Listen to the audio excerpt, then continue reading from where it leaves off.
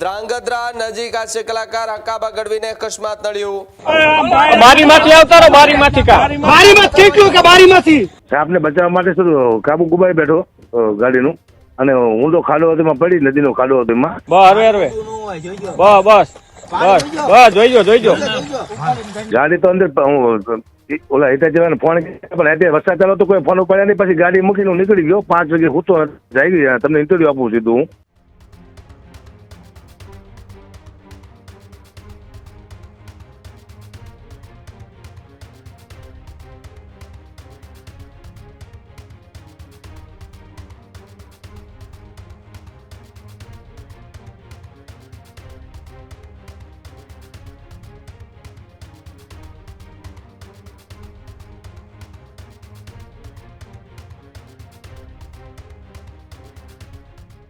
હાસ્ય કલાકાર હકાબા ગઢવીની ગાડી જે છે તેમને અકસ્માત મોડી રાત્રે નડ્યો છે.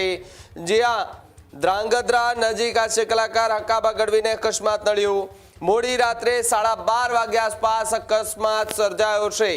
પીપળા બાય સાબગઢ વચ્ચે અકસ્માતની ઘટના બની. હિંગળાજ માતાજીના દર્શન કરી અને પરત ફરતી વખતે અકસ્માત સર્જાયો. હકાબા ગઢવીએ અકસ્માત બાદ ન્યૂઝરૂમ ગુજરાત સાથે ટેલિફોનિક વાતચીત પણ કરી. હાસ્ય કલાકાર હકાબા ગઢવી હાલ સુરક્ષિત હોવાની વાત, લોકો પૂરગ્રસ્ત સ્થિતિમાં બહાર ન નીકળે તેવી પણ વાત હકાબા ગઢવીએ કરી. સરકારની અપીલને ધ્યાને રાખીને બહાર નીકળવાનું ટાળો તેવી પણ વાત હકાબા ગઢવીએ કરી. રસ્તામાં સાપ દેખાતા સ્ટેરિંગ પરનો કાબુ ગુમાવ્યો હોવાની વાત છે. હકાબા ગઢવીનો અકસ્માતમાં આબાદ બચાવ પણ થયો છે, જ્યારે પાછળ આવી રહેલા મિત્રોએ તાત્કાલિક બચાવ કામગીરી કરી. નદીમાં ખાબકેલી કારમાંથી હકાબાને સુરક્ષિત રીતે બહાર પણ કાઢવામાં આવ્યા હતા. ત્યારે હકાબા ગઢવી સહિત તમામ સાથી મિત્રો હતા તે હાલ સુરક્ષિત જણાઈ રહ્યા છે. પરંતુ જે ગાડી છે એ ગાડી અડધી પાણીમાં ડૂબી ગઈ છે. ભારે જહેમત બાદ હકાબા ગઢવી જે છે તેમને બહાર કાઢ્યા હતા. જોકે લાંબા પ્રયાસો બાદ હકાબા ગઢવીને સુરક્ષિત રીતે પાણીમાંથી તેમના મિત્રોએ બહાર કાઢ્યા હતા. જ્યાં ગળાડૂબ પાણીમાં ફોર્ચ્યુનર ગાડી આખી ડૂબી હતી, જેમાં હકાબા ગઢવી સહિતના મિત્રો પણ તેમાં હતા. જોકે હકાબા ગઢવી પોતે જે છે તે ડ્રાઇવિંગ કરી રહ્યા હતા, પરંતુ અચાનક રસ્તા પર સાપ દેખાતા સાપને બચાવવા સીધી જ ગાડી જે છે તે રસ્તાથી નીચે ઉતારી દીધી અને જે પાણીનું ગરનાળું હતું તેમાં આ ગાડી જે છે તે ઘૂસી ગઈ હોવાની વાત હાલ સામે આવી રહી છે. ત્યારે પહેલા વિડીયો પણ જુઓ કે કેવી રીતે એમનું રેસ્ક્યુ કરવામાં આવ્યું હતું તેમના મિત્રો દ્વારા. ત્યારબાદ એ ટેલિફોનિક પ્રતિક્રિયા પણ સાંભળો કે જેમાં હકાબા ગઢવીએ ન્યૂઝરૂમ ગુજરાત સાથેની વાતચીતમાં શું ખુલાસો કર્યો. જાવ ભાઈ કાયો કા હકાબા વાઈકું નથી ને? આતારો ચિરાગભાઈ દરવાજો ખોલો. દરવાજો વાઈકું નહીં ને? ખોલો, દરવાજો નથી ખુલતો. મારો ખુલશે. અંદરથી લોક જો. અંદરથી ખોલો, અંદરથી ખોલો. અંદરથી ચાપ ક્યાં આવે ગયો? ના વાઈકું નથી. અહીંથી લોક અરે અંદર ઓલી સ્વિચ છે, ઈ ખોલ નાખો, જમણી સાઈડ કરી નાખો. લાગ્યું નથી. પાણી બહાર કાઢો. એમ નથી ચિરાગભાઈ, બારીમાંથી આવતા રહો, બારીમાંથી કેટલું કે બારીમાંથી દરવાજો તોડી નાખો. દરવાજો એ પગમાં વાગ્યું તો જ ને કાકા આટલી ઉપરથી પડે પૈ તો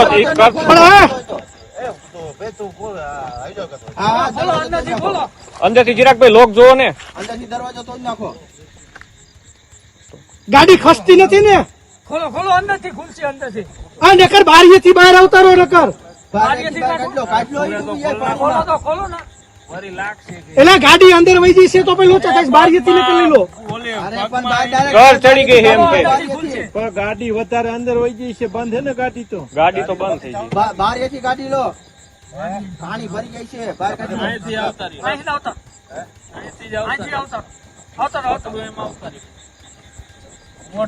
બૂટ કાઢ નાખો એવું તો. ઓલી બાજુ વહી જાય ને પગ કાઢો બારા પેલા એટલે પડી શકો.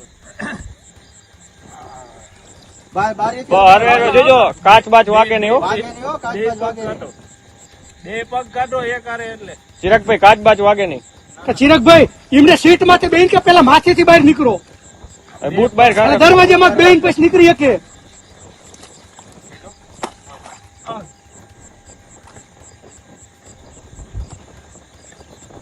હાથ પકડો હાથ પકડો હાથ પકડો, હાથ પકડો.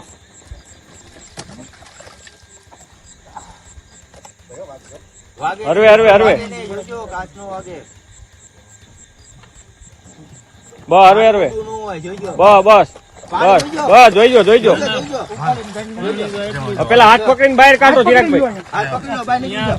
તમે હાથ પકડો આગળ બહાર કાઢી લો ભૂકા હોય એ પકડો અમારે લો. કાઢી લો એવા લે વાગ્યું નહીં ને બાબા? જરાય વાગ્યું નહીં ને? જોઈજો હરવે હરવે આવતારો શાંતિથી ઉપર આવતારો અહીંયા પેલા ઉપર આવતારો શાંતિથી હાથ આપો. ઉપર આવતારો શાંતિ ચિરાગભાઈ નહીં ઉપર આવતારો, ઉપર આવતારો. તમને ન વાગ્યું ને વાગ્યું નહીં ને? ચિરાગભાઈ વાગ્યું નહીં ને બાબા? તમને ન વાગ્યું ને ચિરાગભાઈ હા, કાંઈ વાંધો નહીં. બહાર નીકળી જાઓ. બહાર કાઢો, ભાઈને બહાર કાઢો. હા, 108 ને ફોન કરો, એમ્બ્યુલન્સ ને ફોન કરો ભાઈ, એમ્બ્યુલન્સ ને ફોન કરો, 108 ને ફોન કરો. શાંતિથી બહાર બેહો હા, 108 ને ફોન કરી લો. પેલા ઇनको બહાર આવતારો વાગ્યું નથી ને પેલા ઇनको બહાર આવતારો વાગ્યું નહીં ને પલટી માર્યો તો મળી જાય ઉપર આવતારો પેલા ઉપર આવતારો બહાર નીકળી જાવ આ મોબાઈલ હોય તો કાઢજો મોબાઈલ હોય તો કાઢજો ગાડીમાં તો રહી ગયા મોબાઈલ ગાડીમાં કઈ હે નહીં મારા લીધા હતા હે મારા ફોન ગાડીમાં બેઠો ફોન કરે અકાબા ગતરોજ મોડી રાત્રે તમારી કારનું એક અકસ્માત થયું. શું ઘટના જી. બની અને હકીકત શું હતી? તમે ગાડીની અંદર કાબુ ગુમાવ્યો કે પછી એ ઓચિંતી આ ઘટના બની કે પાણી આવ્યું, નદીનું વહેણ હતું? શું આખી ઘટના હતી? એમાં એવું હતું કે હું હિંગળાજમાનું મંદિર છે પીપળા પાસે, ધાંગધ્રા પાસે, પીપળા ગામ છે. હિંગળાજમાના મંદિરથી પાછો ફરતો હતો અને વચમાં એક સાપ આડો આવ્યો. 50-60 સ્પીડ હતી મારી અને સાપને બચાવવા માટે શું કાબુ ગુમાવી બેઠો ગાડીનું અને ઊંડો ખાડો હતો એમાં પડી, નદીનો ખાડો હતો એમાં. પણ સીધી ગાડી પડી એમાં આપણે બચી ગયા. ઊંધી પડી હોત તો કોઈ સ્કોપ નતા બચવાના. પણ પાછળ ગાડી હતી, 3-4 મિત્ર હતા, એને આપણને ફટાફટ બચાવી લીધા. પાણી ઊંડું હતું છતાં એ લોકો પડ્યા અંદર, જીવ જોખમમાં નાખી કે અંદર કાંટા છે શું છે ખબર નહોતી. નહોતું તરતા આવડતું એવો પણ એક મિત્ર પડ્યો હતો અંદર. અકાબા તમારી ગાડીમાં તમે એક જ હતા કે તમારી સાથે બીજું કોઈ હતું? અમે 2 જણા હતા. એ ભાઈ તો હતા રહી ગયા. માત્ર કરણી મારી બાધા રાખી તેમને અકાબણ કર્યો થાય. એ તો દેશમુખ પહોંચ્યા મિત્રો બધા મારા. જી જી. શું પરિસ્થિતિ શું છે તમારી ગાડીની હાલ?